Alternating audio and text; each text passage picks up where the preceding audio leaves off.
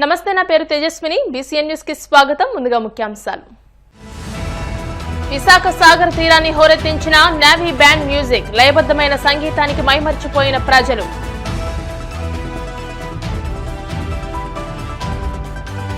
ప్రజాధనం దోచుకున్న వారి నుంచి అనా పైసలతో సహా రాబడతాం, విపక్షాలను హెచ్చరించిన చిత్తూరు జిల్లా ఇన్ఛార్జ్ మంత్రి రాంప్రసాద్ రెడ్డి. హైదరాబాద్ లో ఆశా వర్కర్ల ఆందోళన, మాకు రావాల్సిన బకాయిలు చెల్లించాలంటూ డిమాండ్.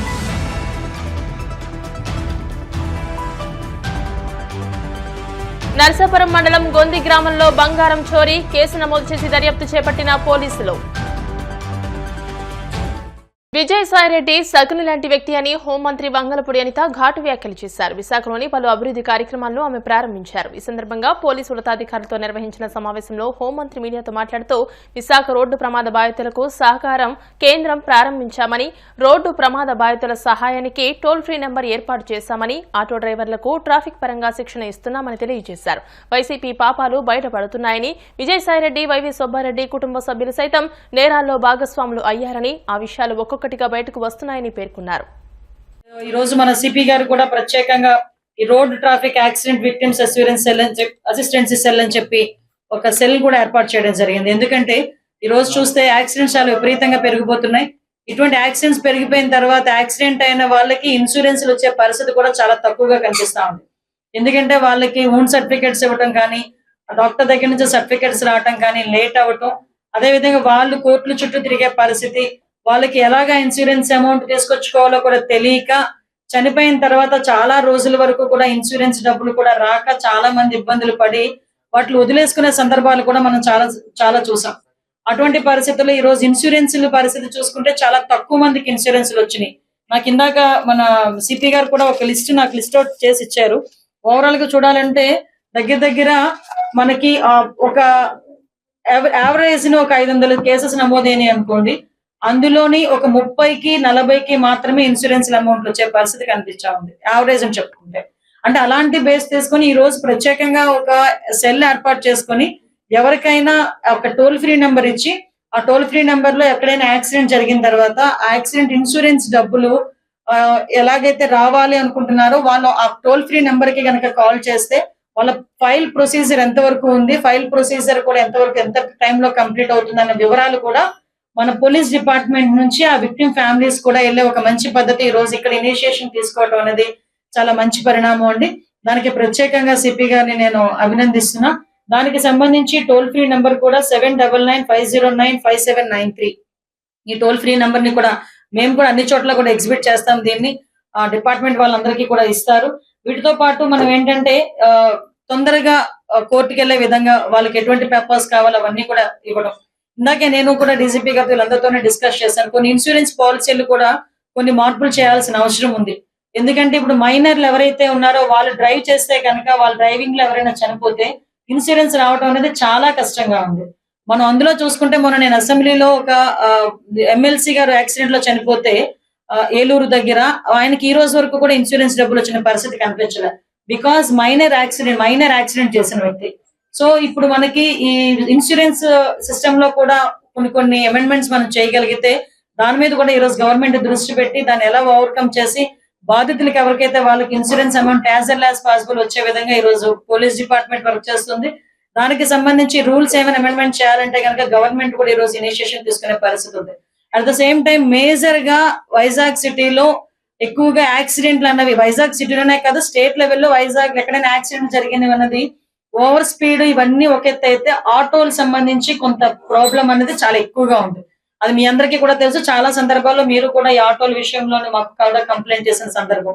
ఈ రోజు విశాఖపట్నం సిటీలో 4000 మంది ఆటో డ్రైవర్లు ఉంటే ఇంచుమించుగా 16 రోజుల నుంచి రోజుకి 250 మంది చొప్పున ట్రైనింగ్ అన్నది ఇక్కడ ఇప్పించి వాళ్ళకి కూడా ఎటువంటి రూల్స్ రెగ్యులేషన్స్ పాటించాలి, ఒకవేళ వాళ్ళు ఇల్లీగల్ గా ఈ గాంజా సరఫరా చేసిన, ఇల్లీగల్ యాక్టివిటీస్ ఆటోల్లో చేసిన ఎటువంటి కేసులు పెడతారు, ఎలా ఆటోలు సీజ్ అయ్యి వాళ్ళు బతుకులు బదనాం అవుతాయి, ఇవన్నీ కూడా చాలా క్లియర్ కట్ గా ఎటువంటి వాళ్ళు యాక్సిడెంట్ చేసిన యాక్సిడెంట్స్ కూడా వాళ్ళు ఒక పవర్ పాయింట్ ప్రెజెంటేషన్ పెట్టుకొని ఈ రోజు వాళ్ళందరికీ కూడా ట్రైనింగ్ ఇచ్చారు.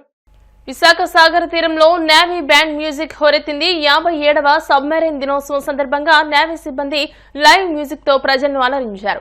ఆకట్టుకునేలా ఉన్న నేవీ సిబ్బంది మ్యూజిక్ కు ప్రజలు మైమరిచిపోయారు. సాయంత్రం వేళ సాగర్ తీర అందాలను తిలకించేందుకు వచ్చే ప్రజలను నేవీ మ్యూజిక్ కట్టిపడేసింది. కెరటాలతో పోటీ పడుతూ నేవీ సిబ్బంది వాయిద్యాల నుంచి పుట్టుకొచ్చిన మ్యూజిక్ హైలైట్ గా నిలిచింది. ఈ మ్యూజిక్ ను నేవీ అధికారులు కూడా తిలకించారు. నేవీ సిబ్బంది మ్యూజిక్ కార్యక్రమంతో ఆర్కే బీచ్ వద్ద సందడి వాతావరణం నెలకొంది.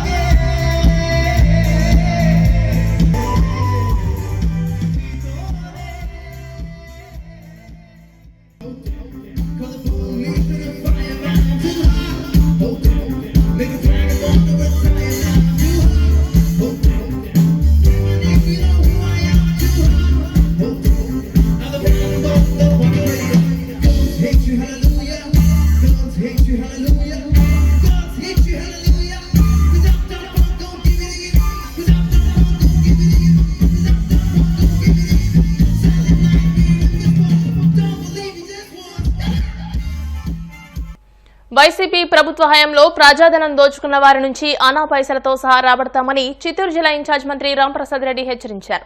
గత 5 సంవత్సరాల్లో వైసీపీ నేతలు వ్యవస్థలను నిర్వీర్యం చేశారని మండిపడ్డారు.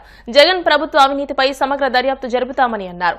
అధికారుల పనితీరు మారకపోతే చట్టపరమైన చర్యలు తీసుకుంటామని మంత్రి రాంప్రసాద్ రెడ్డి హెచ్చరించారు.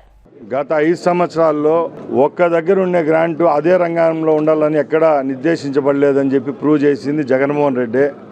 సెంట్రల్ గ్రాంట్ వస్తే స్టేట్లో ఏ దానికి ఉపయోగించుకోవాలో ఆయనకు తెలుసో తెలియదో, ఐఏఎస్లకు ప్రిన్సిపల్ సెక్రటరీ కూడా తెలియని విధంగా ఆ గ్రాంట్ను మార్చినాడు.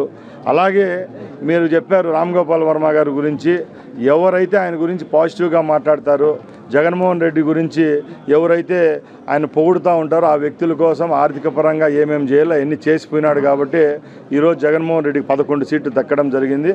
ముఖ్యంగా ఒక రామ్ గోపాల్ వర్మ గారి ఇష్యూనే కాదండి, రాష్ట్రంలో 5 సంవత్సరాల్లో సిస్టమ్ అంతా కొలాప్స్ చేసిన ఘనత ఆయనకే దక్కుతుంది. ముఖ్యంగా ఆ ప్రభుత్వాల్లాగా మేము పేదల యొక్క రక్తం దాగే పరిస్థితులు లేము. చంద్రబాబు నాయుడు గారి నాయకత్వంలో గత 5 సంవత్సరాల్లో ఏ ఫ్రాడ్ జరిగాయి, ఏ రంగం నిర్వీర్యమైంది, ఎవరెవరు ప్రజల యొక్క డబ్బు దోచుకున్నారో వాళ్ళందరి దగ్గర అనా పైసలతో దగ్గర రాబట్టేదానికి ప్రభుత్వం చర్యలు అయితే తీసుకుంటా ఉంది. దానికి వెయిట్ చేయాల్సిందిగా కోరుకుంటున్నాం. ఉన్న అధికారులు అందరూ చెడ్డవాళ్ళు కాదు, ఆ ప్రభుత్వంలో పనిచేసిన వాళ్ళు. మేము జగన్మోహన్ రెడ్డి ప్రభుత్వం లాగా ఏదో ఒక ఫ్రాక్షన్ ఆఫ్ సెకండ్స్లో నిర్ణయాలు తీసుకొని అధికారులపై జులుము జలాయించడం మా నైజం కాదు. ప్రతి ఒక్కరికి ఛాన్స్ ఇస్తాం. ఇప్పుడు 6 నెలలు అయింది, హనీమూన్ పీరియడ్ అయిపోయింది. ఎవరైతే రాష్ట్ర ప్రజల కోసం పనిచేస్తారో అధికారులకు ప్రోత్సాహకాలు ఉంటాయి. ఆగస్టు కానీ జనవరిలో కానీ జరిగే పండుగల్లో వాళ్ళకి బిరుదులు ఇస్తాం, సర్టిఫికెట్లు ఇస్తాం. ఎవరైతే అధికారులు ఇంకా వాళ్ళ రూపాలు మార్చుకోకుండా అదే స్థితిలో కొనసాగితే చట్టపరంగా ఏవైతే చర్యలు తీసుకోవాలో అవి తీసుకునేదానికి ప్రభుత్వం సిద్ధంగా ఉంది. హైదరాబాద్ పరిధిలోని కోటిలో ఉన్న డిఎంఈ కార్యాలయం గేటు ముందు ఆశా వర్కర్లు ఆందోళన చేపట్టారు. సీఎం రేవంత్ రెడ్డి ఇచ్చిన హామీ ప్రకారం 18,000 వేతనం ఇవ్వాలని డిమాండ్ చేస్తూ ఆశా వర్కర్లు పెద్ద ఎత్తున రోడ్డుపై బైఠాయించారు. దీంతో డిఎంఈ ఆఫీస్ వద్ద ఉద్రిక్త వాతావరణం నెలకొంది. రంగంలోకి దిగిన పోలీసులు ఆశాలకు మధ్య వాగ్వాదం చోటు చేసుకుంది. కార్యాలయంలోకి తీసుకుని వెళ్లేందుకు ఆశాలు యత్నించడంతో పోలీసులు అడ్డుకుని బలవంతంగా అరెస్ట్ చేశారు. వైద్య ఆరోగ్య శాఖ కమిషనర్ కార్యాలయం ముందు అనేకసార్లు నిరసన చేపట్టినా పట్టించుకోవడం లేదని ఆరోపించారు. డిసెంబర్ 2 నుండి రాష్ట్ర వ్యాప్తంగా అన్ని జిల్లాల్లోనూ లెప్రసీ సర్వే చేయాలని ఆశాలకు జిల్లా అధికారులు చెబుతున్నారని, వెంటనే లెప్రసీ సర్వే కోసం ట్రైనింగ్ కూడా ప్రారంభించారని తెలియజేశారు. ఈ నిర్ణయాన్ని రాష్ట్ర ప్రభుత్వం తక్షణమే ఆపాలని డిమాండ్ చేశారు. ప్రత్యేక హోదా విషయంలో ఏపీలోని అధికార ప్రతిపక్ష పార్టీలు కేంద్రాన్ని నిలదీసే పరిస్థితి లేదని విభజన హక్కుల సాధన సమితి అధ్యక్షులు చలసాని శ్రీనివాస్ మండిపడ్డారు. గుంటూరులో ఆయన మీడియాతో మాట్లాడుతూ టీడీపీ అధికారంలోకి రావడానికి అనేక హామీలు ఇచ్చారని, హోదా విషయంలో కేంద్రాన్ని ఎందుకు అడగడం లేదని ప్రశ్నించారు. దీనిపై తక్షణమే స్పందించాలని డిమాండ్ చేశారు. ప్రత్యక్ష కార్యాచరణకు ఎందుకు రావట్లేదు మీరు అంట కొంతమంది అడుగుతున్న నేపథ్యంలో మన విశాఖపట్నం కానీ శ్రీకాకుళం కానీ సమావేశాలని వాళ్ళ గుంటూరు, అంతకుముందు విజయవాడలో కూడా పెట్టడం జరిగింది, అనంతపురంలో కూడా పెట్టబోతున్నాం. రోడ్ల మీదకి రావడానికి కొత్త ప్రభుత్వం 164 సీట్లలో వచ్చినప్పుడు డెఫినెట్గా కొంత సమయం ఇవ్వాలి. ఎందుకంటే అనేక ఇబ్బందులు ఉంది ఆంధ్రప్రదేశ్ రాష్ట్రం. అంతే తప్ప కొంతమంది ఏదో మాట్లాడుతూ ఉన్నారు, ఈ రాష్ట్ర ప్రభుత్వాన్ని రోడ్ల మీదకి వచ్చి మీ నిలదీయట్లేదని మాట్లాడుతూ ఉన్నారు. అమరావతిని తిరిగి సర్దుకోవడానికి సమయం పడుతుంది. అమరావతిలో జరిగిన విధ్వంసాన్ని తిరిగి సర్దుకోవడానికి సమయం పడుతుంది. మిగతా ఒక్కొక్కటి సరి చేసుకోవడానికి సమయం పడుతుంది. అందుకని ఆపుతున్నాం తప్ప నేను ఏదో ఉద్యమాన్ని ఆపలేదు, కానీ ప్రత్యక్షంగా రోడ్ల మీద రావటం కానీ దీనికి కానీ అంతే తప్ప ఆంధ్రప్రదేశ్కి భావితరాలకు అవసరమైన హోదా కానీ విభజన హామీలు కానీ రాయితీలు కానీ దీంట్లో కాంప్రమైజ్ లేదు. కుమ్ముక్కయ్యే దిక్కుమాల రాజకీయ నాయకుల్లాగా మిగతా వాళ్ళ ఉద్యమకారులు ఎవరూ లేము. సమయం మాత్రమే. ఆ తర్వాత ఏదనేది కాలం నిర్ణయిస్తుంది. కొంతమంది మాట్లాడతారు 2019 తర్వాత ఉద్యమం చేయలేదు అంటున్నారు. వందలాది కార్యక్రమాలు మీ అందరికీ తెలుసు. కొన్ని మేజర్ మీడియాలో ఏ ఉండకపోవచ్చు. వందలాది కార్యక్రమాలు రాష్ట్ర వ్యాప్తంగా నిర్వహించాం. ఢిల్లీలో కూడా ఈ సంవత్సరంలో మొదట్లోనే వందలాది మందితో నిర్వహిస్తే ఒక అక్షరం కూడా రాలేదు. వేరే సంగతి ఏం ఎందుకో నాకు తెలియదు. ఆ వైఎస్ఆర్ తెలంగాణ పార్టీ మాజీ అధ్యక్షురాలు తమ తండ్రి ఆస్తుల కోసం వీరోచితంగా పోరాటం చేస్తున్నారని చెప్పబడుతుంది.